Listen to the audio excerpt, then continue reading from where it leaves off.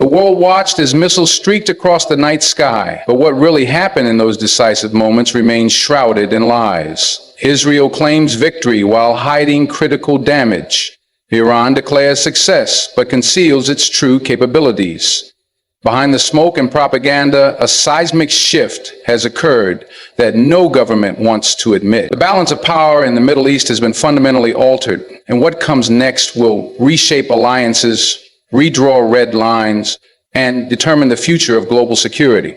This is not just another conflict. This is the moment everything changed, and the truth can no longer be contained. The true extent of the damage inflicted by Iran's attack extends far beyond what's visible in satellite images or official statements. While the world focuses on burned-out buildings and intercepted missiles, the strategic blows strike much deeper. Compromising systems Israel can't afford to acknowledge publicly. Critical infrastructure networks, painstakingly developed over decades, suffered targeted hits that don't make dramatic footage, but will take years to fully repair. Power grids serving military installations experienced mysterious cascading failures hours after the initial attack, suggesting embedded cyber warfare components timed to activate post-strike. Underground command centers, supposedly impenetrable, reported communications blackouts lasting precisely 47 minutes, just long enough to create dangerous gaps in response coordination. Perhaps most damning are the whispers from intelligence circles about compromised early warning systems along northern borders, their calibration mysteriously skewed during the attack's critical opening minutes. The economic toll remains carefully uncategorized, with billions in shadow damage, specialized military tech, proprietary defense algorithms, and air defense expendables drained at unsustainable rates during the engagement. Even Israel's vaunted cybersecurity superiority shows cracks, with forensic evidence suggesting Iranian malware had been dormant in industrial control systems for months, awaiting this exact moment. The attack exposed a terrifying vulnerability that some strikes weren't intercepted because they were never detected in the first place. Their flight paths exploiting blind spots in radar coverage that shouldn't exist. Private briefings to allied governments reportedly included alarming data about temporary but critical failures in chain of command protocols, creating windows of vulnerability no military can afford.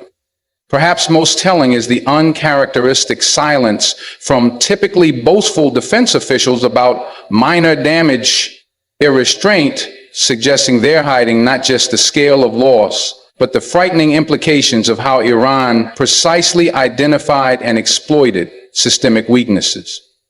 The real damage isn't measured in rubble, but in the irreversible loss of something far more precious, the aura of invincibility that's been Israel's ultimate deterrent for generations. Every restricted report, every classified damage assessment tells the same story. This wasn't just an attack, it was an autopsy, and Iran just proved it knows exactly where Israel's vital organs are located. Israel's military reputation as an impenetrable fortress suffered irreparable damage during Iran's calculated strike. The Iron Dome, celebrated for its 90% plus interception rate, revealed alarming gaps when faced with simultaneous waves of different missile types. A tactical approach Iran clearly developed through meticulous study of Israeli defense pattern. Early warning systems failed to detect low-flying cruise missiles skirting below radar coverage, while ballistic missiles approached from unexpected trajectories that overwhelmed response protocols. Satellite imagery analysts identified at least 3 critical military bases where damage was hastily covered up, with telltale signs of strikes on sensitive logistics hubs storing precision-guided munitions. The attack exposed a fatal flaw in Israel's layered defense strategy. Its systems were engineered to handle sporadic attacks from militant groups, not a coordinated assault deploying hundreds of advanced projectiles with decoy saturation. Military communications experienced dangerous latency during the attack's peak, with encrypted channels overloading and forcing reliance on outdated backup systems vulnerable to exploitation. Perhaps most damning are the after-action reports from air defense crews describing impossible choices, which incoming threats to prioritize when systems couldn't process the volume, leading to uncharacteristic errors in interception sequencing. The psychological impact on military personnel may prove more lasting than physical damage, with morale shaken by the realization that their technological edge can be outmaneuvered. Iran demonstrated an unnerving understanding of exactly how to stretch Israel's defenses beyond their breaking point, striking at shift changes when response teams were transitioning, timing waves to coincide with system reboots, and exploiting known weaknesses in perimeter security at remote installations. The myth of Israeli military invincibility didn't just crack, it shattered the moment security cameras captured the unprecedented sight of base personnel scrambling for bunkers rather than manning defenses. This wasn't failure by chance, it was defeat by design, with Iran's strategists having mapped every vulnerability through years of observation, turning Israel's own intelligence gathering precision against it. The true cost appears not in immediate casualties, but in the irreversible loss of strategic ambiguity. Allies and adversaries alike now possess blueprints for penetrating what was once considered the Middle East's most formidable defense network. The psychological impact of Iran's attack struck deeper than any physical damage, rupturing Israel's carefully cultivated aura of invulnerability that has served as its ultimate deterrent for decades. For the first time, civilians across the country experienced the visceral terror of air raid sirens, wailing simultaneously from the Golan Heights to Eilat, exposing the uncomfortable truth that geography no longer guarantees safety. Underground shelters, long treated as relics of past conflicts, saw panicked crowds of residents who never imagined needing them in an era of supposed military supremacy. The attack shattered the national psyche's foundational pillar, the belief that superior technology and intelligence could prevent enemies from striking the heart of the country at will. Social media erupted with uncharacteristic displays of public doubt as footage circulated of intercepted missiles exploding over major cities, their fiery debris raining down on streets normally buzzing with nightlife. Business leaders quietly began contingency planning previously considered unthinkable, while military analysts noted an alarming shift in rhetoric, from confident projections of dominance to nervous calculations about escalation scenarios. The attack's timing proved particularly devastating, coming after years of government assurances that regional adversaries had been effectively contained through covert operations and technological superiority. Parents faced uncomfortable questions from children who grew up hearing stories of Israel's military invincibility, now witnessing scenes of vulnerability broadcast globally in real time. Perhaps most damaging was the subconscious realization that crossed every citizen's mind during those tense hours. If Iran could coordinate this level of strike today, what might be possible tomorrow with more advanced weapons? The psychological blow extended beyond borders, with diaspora communities experiencing a collective crisis of confidence as their adopted nation's media dissected Israel's unexpected exposure. This erosion of the collective national self-image may prove more strategically significant than any temporary military setback, fundamentally altering both domestic morale and international perceptions in ways that can't be repaired through routine propaganda or public relations campaign. The unshakable confidence that once allowed Israelis to dismiss regional threats as manageable nuisances has been replaced by a gnawing awareness that their enemies' capabilities have quietly reached parity in certain critical domains. The geopolitical earthquake triggered by Iran's attack sent shockwaves through power corridors, from Washington to Riyadh, exposing cracks in alliances once considered unshakable. Traditional allies found themselves recalibrating their Middle East strategies as the strike demonstrated Iran's capacity to penetrate what were believed to be impregnable defenses with frightening precision. Gulf states that had been quietly normalizing relations with Israel paused their overtures, recalculating the regional balance of power as their intelligence agencies pored over data showing unexpected vulnerabilities in Israeli response systems. The attack forced Western powers into uncomfortable positions, their military advisors privately acknowledging that the much-touted integrated air defense networks they helped build contained flaws that Iran exploited with surgical efficiency. Russia and China seized the opportunity to amplify their narratives about American-backed security architectures, failing at critical moments, circulating detailed analyses of the attack's success through diplomatic back channels to global South nations. The United Nations Security Council emergency session revealed startling divisions, with even typically pro-Israel diplomats expressing concerns about the broader implications of such a visible demonstration of eroded deterrence. Defense contractors scrambled to assess how the attack would impact sales of systems modeled after Israel's now questioned technologies, while rival nations accelerated their own missile development programs, studying Iran's effective combination of drone swarms and precision ballistic strikes.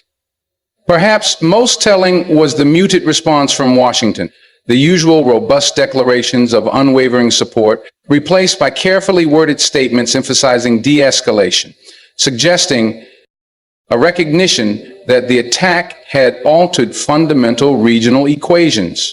Oil markets reacted with unusual volatility, not to the events themselves, but to the realization that Iran had demonstrated an ability to execute complex, coordinated strikes despite years of sanctions designed to cripple its military capabilities. The attack's aftermath saw an unprecedented flurry of diplomatic activity across the region, not to condemn Iran, but to reassess alignments, with several nations quietly opening back-channel communications with Tehran while maintaining public neutrality. This realignment extends beyond immediate military considerations into economic partnerships and energy security deals, as regional players hedge their bets in anticipation of a new era where Israeli military dominance can no longer be assumed. The strike didn't just damage physical targets, it fractured the psychological foundation of an entire regional order carefully constructed over decades, leaving allies and adversaries alike struggling to navigate uncharted territory